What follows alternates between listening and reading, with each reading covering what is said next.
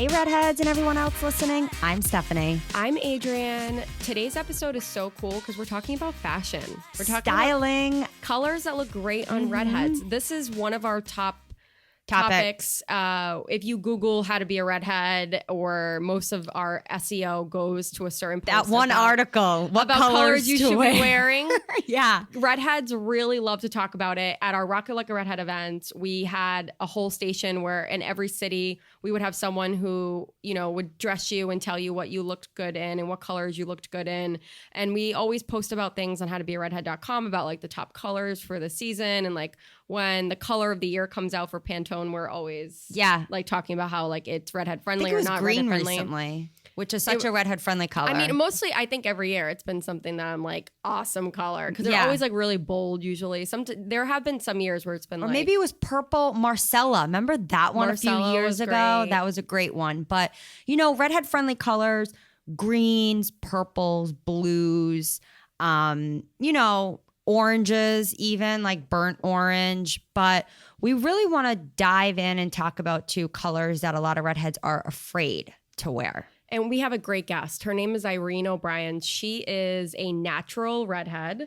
She's a fashion stylist living in Ireland, and she presents a live style slot weekly for a popular TV show there called RTE Today with Maura and Daily, and with a specific focus on confidence in dressing and sustainable fashion. And so basically we'll talk about her story because I think it's part of everyone's personality. But basically, she has a really big niche and love for vintage clothing. And so she started her own vintage style and antique fair in Ireland, and it became a very, very popular biannual event, and it gained a big media interest. So from there, she started to carve out her career as a stylist, and she started, you know, marrying media with like fashion events. And she now runs her own styling business, working as a creative consultant over editorial and commercial products and projects. But in 2008, she launched the Gilded Thread, and it's a podcast. And I think when you speak with her, she's awesome. She has such a fun, upbeat personality. Hi, Irene. This is Stephanie and Adrienne Vendetti. Hi, how are you? Nice to speak with you. Hi. We were just going through your Instagram. Oh, really? Yeah. It looks so like you have so much fun. I was just looking at all your travels. And your style is exquisite. Oh, God, thanks so much. It's so funny, isn't it? Because we put everything out on Instagram, and then when someone says they're looking at it, you're like, oh, my God, it's like someone's just crept into my room and gone through my drawers or something. I know. It's so personal, isn't it? It's the weirdest thing. It is. Oh, my gosh. You rock such beautiful colors with your red hair. That's the first thing I noticed. Oh, thanks a million. Yeah. I love color. Yeah, I suppose, it's kind of a funny one, isn't it? Because I think a lot of people, well, you'd know. I mean, you guys are the redhead experts, but I'm sure you come across a lot of people that avoid color with their hair because they just feel that there's too much going on and too much clashing. And I think I get that sometimes. You know, I try something on and I think, okay, the hair's kind of orange, the skin's kind of blue today, the eyes are a certain tone, there's this, and there can be a lot going on as well. But I embrace color. And sometimes if I find myself introducing lots of black into my wardrobe or wearing lots of dark colors in a row, I'm like, oh, something's happening. I need to review my soul. Like, why is this happening? So yeah, I embrace color anyway, because I just think it's fun, you know. But I think people are told as well from kind of a young age.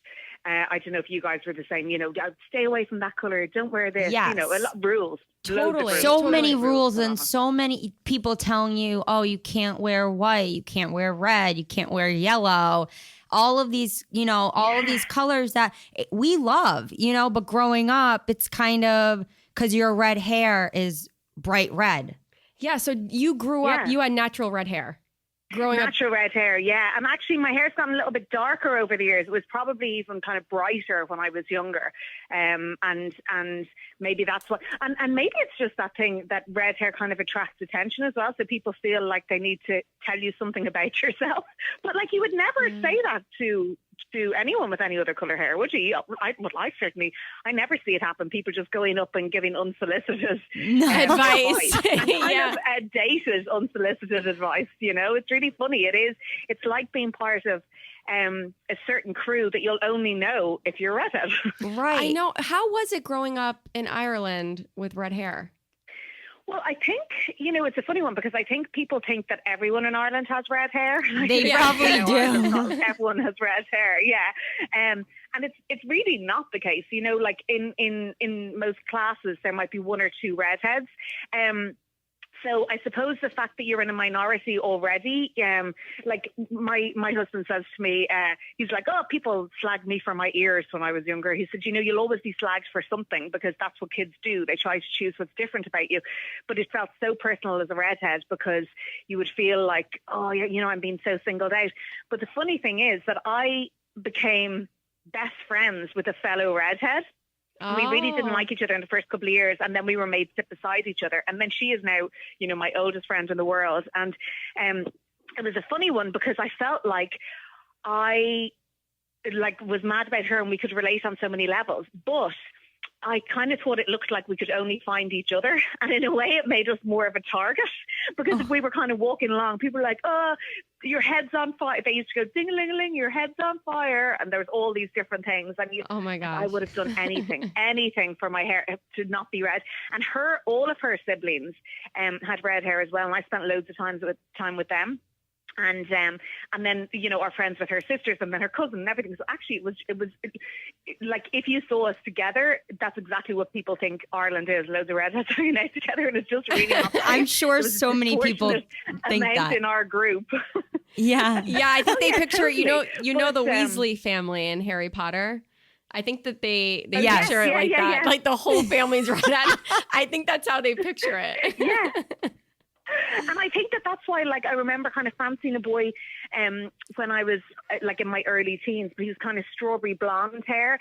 But I was thinking, oh no, like I can't, you know, like a redhead with a redhead again. Or like it looks like, you know, it was just opening ourselves up to something. And I didn't want any more attention. And, you know, like, all anyone wants to do when they're younger is just kind of, you know, fit in. Blend in, yeah. So I definitely did not, I would have done anything not to have red hair. And everything that went with it, like the freckles and the pale skin. And I went to school and just like a regular national school. It wasn't fee paying or anything, but the surrounding areas of it were quite affluent. And I always think wherever you have an affluent area, I don't know what it is, but it's just these insanely good looking people. So everyone around me was like these tanned limbs, and they went on 2 holidays a year, and, you know, we're like bronzed, and, you know, we just had freckles from the west of Ireland, like running around the fields or whatever. I just couldn't have felt more different from them. But it's funny because as time went on, when I was thinking, I'd be thinking, oh, I wish both of us didn't have red hair because, you know, people would comment every time then we went somewhere together, and we went loads of places together because we were friends. But as time went on, it wasn't that I wished I didn't have red hair. I wished she didn't have red hair because I started realizing that my red hair was so much part of my identity. It is. That actually, I wasn't willing to give that up anymore, you know? Yeah. So how did you get started in the fashion industry? You know, it was always media that I was interested in, and I kind of thought I wanted to do acting or TV hosting or something like that, and that was kind of the path that I had been taking. But I love clothes, and I always loved older clothes. I was always fascinated with kind of the story they tell, and I got really into vintage fashion. And people would ask me maybe to do some personal styling for them, so I was dipping my toe in and out of that. And then I got into I got to know some people kind of in the vintage world, and I began working on some big kind of vintage fairs and events, and at those I was emceeing, and then they were covered by some media, and so I was asked to do some kind of pieces to camera, and then it just kind of evolved. And then, you know, it was actually the TV side of styling. Some producers said to me, well, you know, would you do some contemporary stuff as well? And I was thinking, okay, complete fraud, but I'm all about, say yes and figure it out afterwards. So I was thinking, God, I don't even know if contemporary, like, brands will want to work with me or if they'll know who I am. And so there was a whole, they wouldn't know who I was at all. And there was a whole kind of period of fake it till you make it. In fact, I would say I'm still faking it. Faking it. I will be forevermore. I think that's the world of the self-employed as well, isn't it? But so it was from there then that all the styling work came in. So actually, it's funny because I chat to a lot of people that maybe are in the fashion world or styling. They go, "Oh, I'd love to do those pieces with TV. How did the TV stuff come about?" And actually, that kind of nearly came first. And then I started doing more of the editorial and all of that as well. So it definitely wasn't a defined path. I never thought about really working in fashion, but I loved clothes. And I think that being a redhead had a lot to do with that as well. That, you know, that thing about everyone just trying to fit in and everything. Like, it got to a stage where I was thinking, well, they all look better in those clothes anyway, I thought. And at this stage as well, my hair, like, although the colour I had come to accept, my hair was like so wild. Like, Little Orphan Annie has nothing on me, you know, like it was just wild. It would only grow upwards and outwards. So I started thinking, like, no, I want my clothes to express who I am, because I felt a bit frustrated that I wasn't able to. And I think maybe that thing as well about hanging around with all these other kind of redheads and being kind of just all assumptions made that we were all the same. I think that there was definitely part of me that really wanted to reach out and think, no, I want to be more me and my identity. And I think, you know, because people say it was really young for you to get into vintage clothes, because it wasn't even called vintage really then, you know. And I was like, I was just kind of fascinated. And also I liked the idea that they were one-offs and they were different. So I actually do think now, you know, thinking about it, that has a lot to do with me kind of trying to discover my own style as well. And then I you know, I just love the idea of the 60s and stuff. And I like the kind of rock and roll feel to that era as well. So I definitely think that there is correlation between the two, even though I never really thought about it before. But I do think that. I think it was about trying to find my own way and thinking, you think you can make these assumptions about me, or you know these things about me, or you're past remarkable. People are so past remarkable to redheads, you know. Right. But I want to pave my own way, and I want to say who I am. And I think I started doing that through my clothes. So love that. It was other people that were like, well, you should do something in fashion, you know. So it kind of came the other way around. But it's good. It's kind of full circle, because now I still get to contribute to TV, or maybe, you know, do the same about radio and write some stuff as well. So actually I've gotten to marry the two, which is really enjoyable, and I feel quite lucky. That's so great. So what are your favorite colors to see on a redhead, or maybe even on you? Like, what colors do you love? Well, I love white. I really love white. I think white is so cool. And also it's one of those colors, I think, that like I see it on people. Like, I probably don't even own too much of it. I might own white tops or something that I like under dungarees or things like that. But when I see someone rocking head to toe white or cream, I think, oh my God, you have everything together, because you're so able to actually have the confidence to know that that's not going to be covered in all sorts of like slobber or makeup or food by the end of the day. Yeah. So there's something really cool. But I love that kind of palette. On redheads as well, because I feel like there's a beautiful contrast there.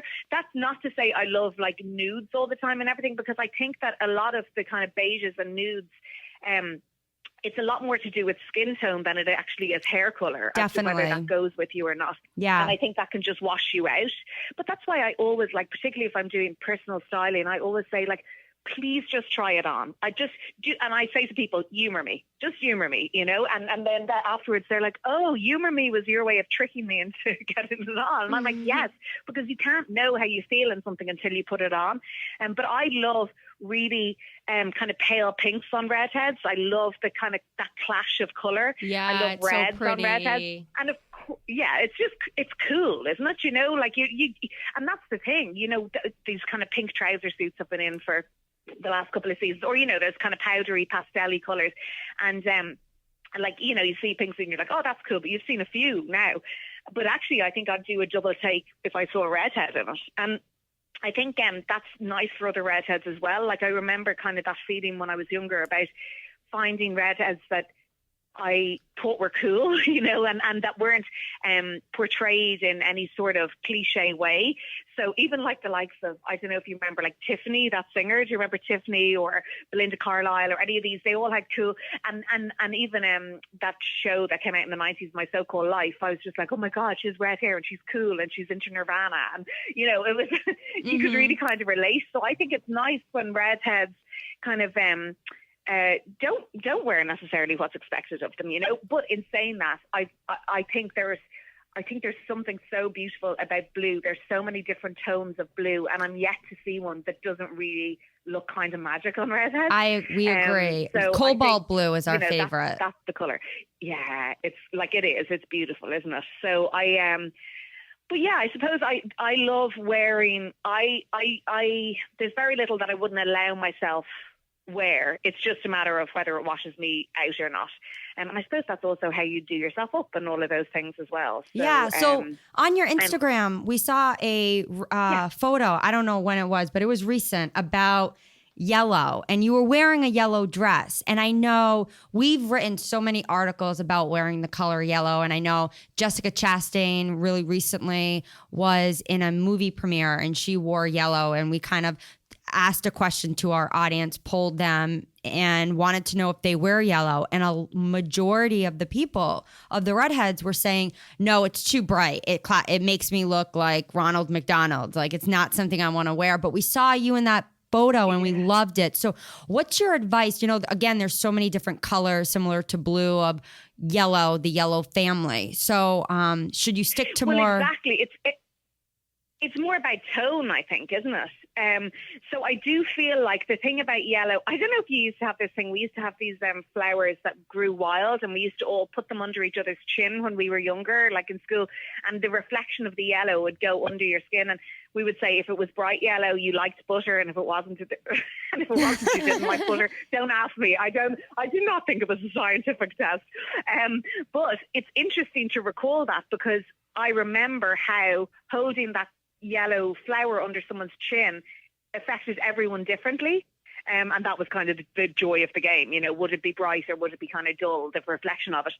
And I suppose that's a good way to do it, is to really hold something up. And I do think, you know, it is that thing that I was saying earlier about sometimes you feel like there's so many different colors going on. So if you put a color up to yourself, and you feel like, there's way too much going on and there's no focus or something, it might just be that the tone is wrong. And I get that thing about feeling like Ronald McDonald or a bit of a sunflower or something like that. But I think it's about finding the right tone. So when people say, no, I don't wear yellow, you're closing yourself off to so many different options and so much fun with fashion and style. So I think maybe say, I haven't found the right yellow for me, or it can be that it's the shape as well. And I think that you shouldn't underestimate that. If you feel like a color is quite brave for your skin tone or for your hair, but you still think it works, try it in a more tailored look. Because sometimes that's what it is. It's like if there's going to be layers and layers of fabric, or if it's going to be really kind of, you know, a wide, almost baby doll dress or something like that. Sometimes it's the it's the adding up of all those elements that isn't working for you. So maybe it's that maybe it would be that it'd be a really cool yellow shirt in high-waisted Levi's or something that would look really cool on you. You know, that sounds really nice. I think definitely, I think definitely consider the shape and the tailoring, because sometimes the bigger the fit, or you know, like I love sometimes really shapeless clothes. I think they're really cool, but sometimes they do better in darker or more muted tones, because it's not just like kind of an attack on your eyes when you're looking in the mirror. And also the other thing is, wear it away from your face and your hair. So wear a cool pair of like cute shorts, or like 3/4 length trousers or something like that. You know, get your tailoring there, and then wear a more muted colour on top. So I wouldn't rule it out altogether. And when in doubt, I mean, get a pair of yellow shoes, for goodness sake. Have happy feet. Yeah, I don't own any yellow shoes. I should. I just think they're so fun, because they're cool under like even flares, or even, you know, if you just wear a little black dress or something like that. I'm all about, you know, trying to find cool colours and ones that you don't necessarily have in your wardrobe, that you don't necessarily wear near to your face, because it's ways of just finding fun with them. And the funny thing is, when you introduce certain colors into your accessories, suddenly you really kind of become fond of them, and you'll find yourself drawn to them more in clothing, and then you might take the chance. But I have an expression. I'm always like, just bloody wear it, just wear it, And I suppose prior, because so many people buy things and have things in their wardrobe, and they don't feel brave enough, and that always makes me feel sad, because I'm saying you loved that at some stage. So I would say as well, just bloody try it, and bring it into the changing room and just see how you feel in it, and take some photos and go back afterwards. But sometimes I think, imagine that you're someone else. What would you think of that outfit on yourself? Yeah, and I think we have to give ourselves permission as redheads as well sometimes. Yeah. So what happens? Like, I saw some of the pictures, like when you wear white or you wear yellow, do you do different things with your makeup? Because sometimes I feel like white may wash me out, but then that day I might wear like a really dark eyeliner and black mascara.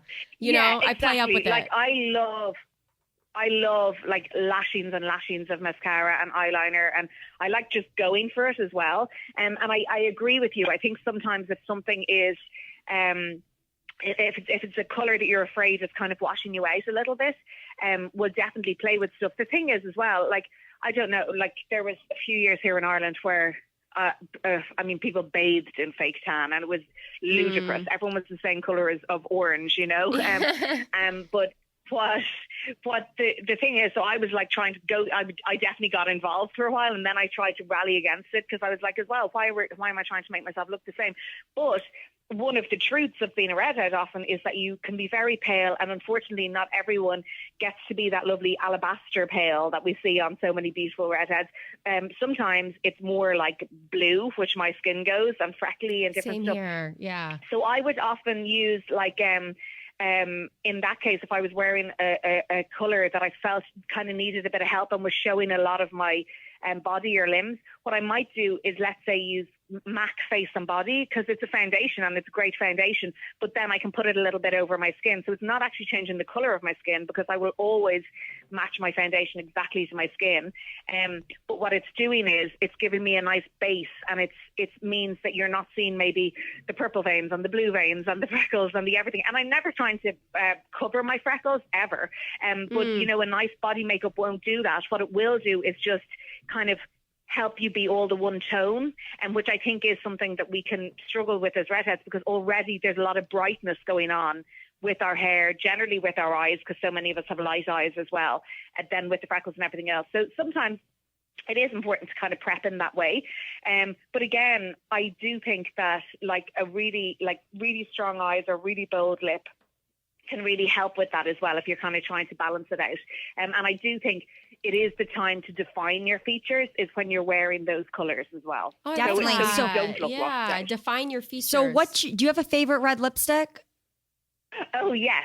My favorite red lipstick is MAC Ruby Woo. Oh, that's the best. They're probably the only two things I own. Oh my gosh! Ruby Woo and my face and body. It's so funny because when we saw your I think you posted a photo like a couple of days ago, but you were wearing a red lipstick, and I thought to myself, I was like, it looks like Ruby Woo, but of course, like I didn't. Good. Yeah, but oh my god, that's like one of our favorite shades. It looks good with everything. It really does. It looks good with everything. Plus, I mean, I'm sure you guys have spoken about it a million times over. It has a blue base, and that's what we need as redheads. You need the blue base. That's really important, and it does make a difference, And also the staying power of it.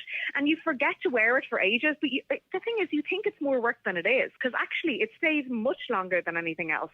And the key as well is to use the liner. And I think that's more important as well as you age, because our lips get more kind of cracked and uneven and stuff too. So yeah, the matching liner it's the dream. And also I know people say, oh, get rid of your lipstick after 3 months or something like that. Like, I dread to tell you, I've had that for years. I still bring it out and I still love it. No, I think us too. We totally get that.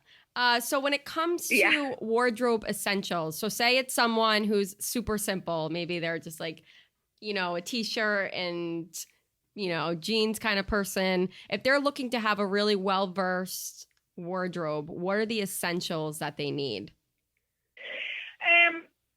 I think the key to, I suppose, we talk about this, let's say every January and every September as well. There's a lot about capsule dressing. And I don't think that it needs to be necessarily that it's just neutrals, but what it does need to be is that every piece will work hard for you. So when you're going to buy something, if most of your things are quite simple and then you think, oh, this is a bit loud, where will it fit in? Ask yourself, what 4 different ways could I style this or have it in my wardrobe? So I definitely think like a great pair of jeans. And I know so many of my friends or clients or colleagues or associates or family that have bought probably 20 to 25 pairs over, let's say, the last 5 years of average jeans because they seemed like good value, but they were never great. And I would say just do yourself a favor and buy one really, really, really good pair. Just save. Every time you're tempted to buy that pair of jeans, don't do it. Put Quality that money away over quantity, and then really invest. Yeah, it's like, the thing is, there is no substitute for quality. And the thing about a great pair of jeans is we know this. You guys know this. When you put it on, you feel so good. There's no getting away from it. And that's why we reach for a certain pair of jeans all the time. And unfortunately, the less expensive ones, like the fact is it's called fast fashion. They are not meant to last. No one has made them to last, So, I mean, it's problematic in loads of different ways, but none more so that you're choosing to spend your money on something that isn't making you feel great and you won't get longevity out of. Like it's really Irish expression, but people go, oh, it'll do, like it's fine, it'll do for now.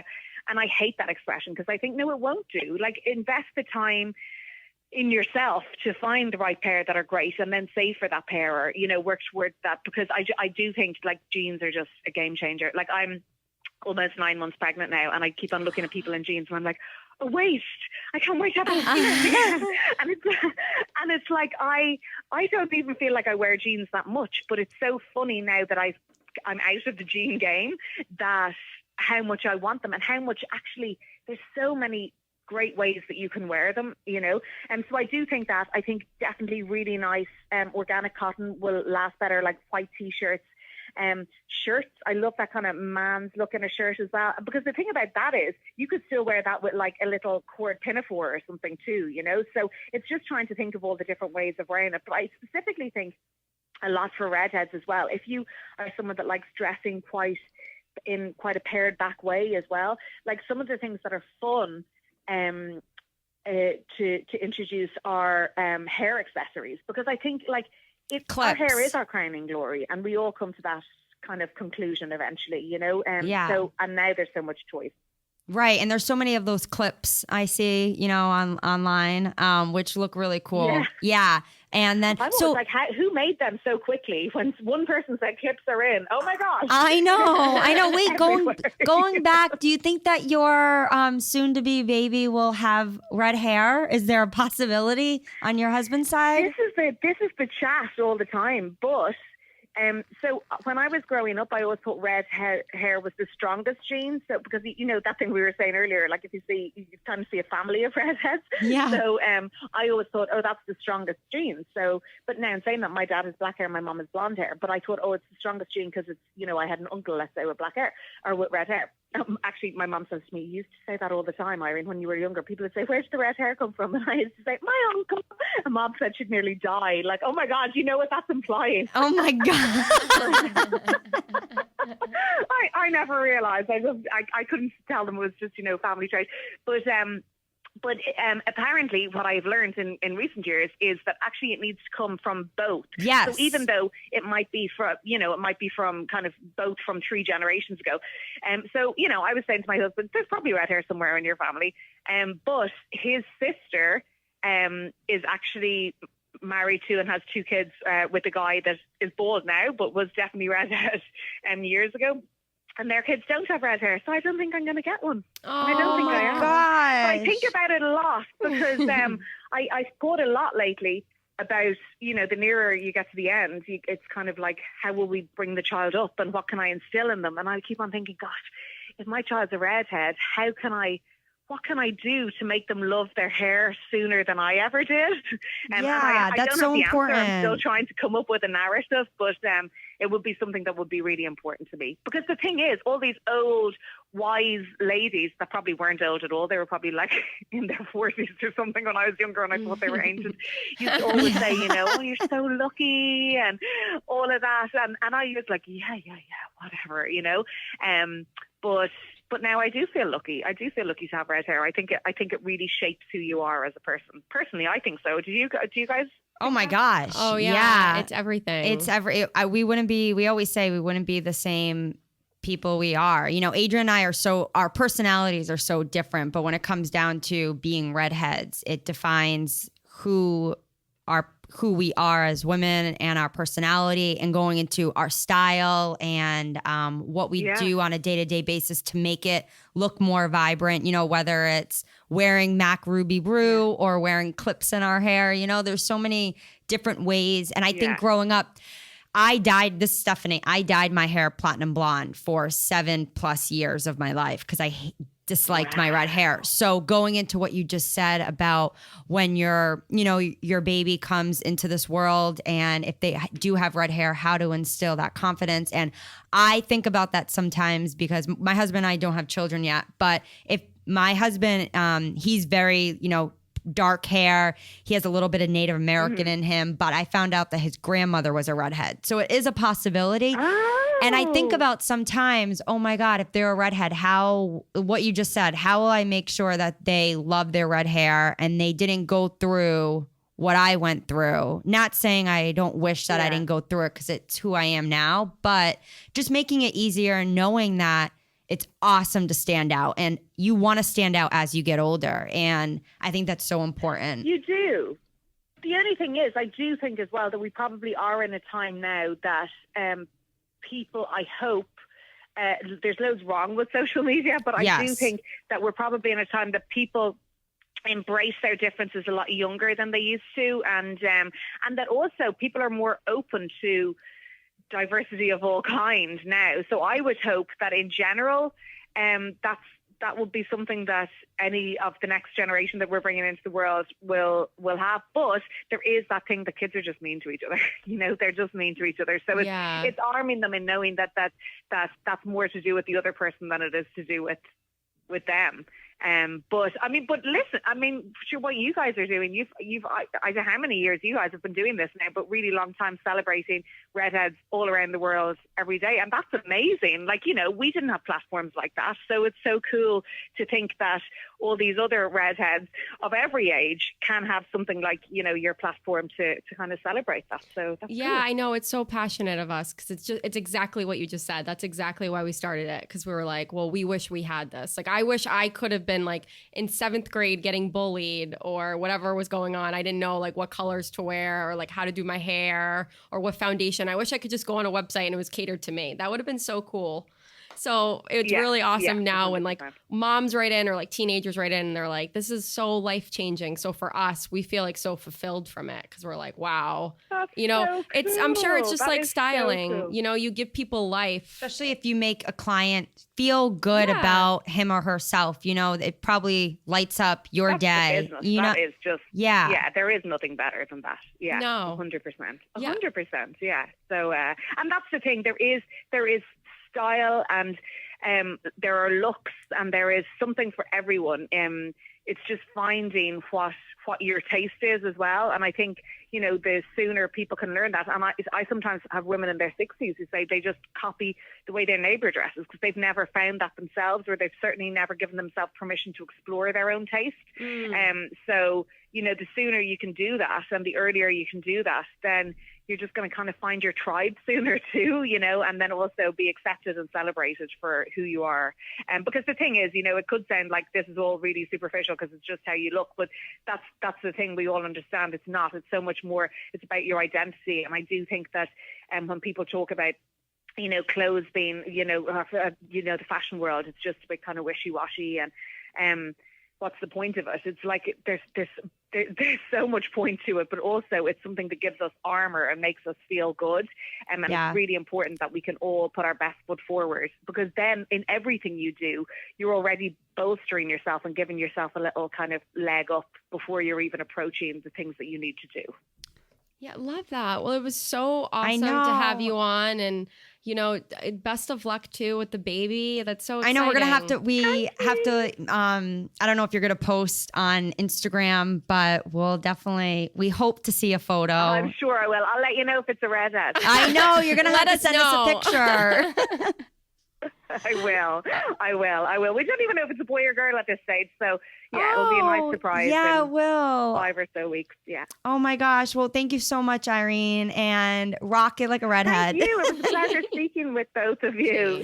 Oh, my gosh. She's so great. She's so bubbly. I know. She's awesome. And if you're listening and you're from Ireland, especially the Dublin area where she resides, definitely reach out to her, because her styling tips for redheads, I personally learned so much, and I even wrote down right in front of me, pale pink. I need to incorporate more pale pink into my wardrobe. I love pale pink. Coming from, you're wearing gray right now, and I'm wearing white. I know. We wear really basic colors a lot love of the times. neutral colors. So I need to step it up. I know. When we did our book photo shoot, one of my favorite photos were actually, we exchanged using the shirt for a few of the...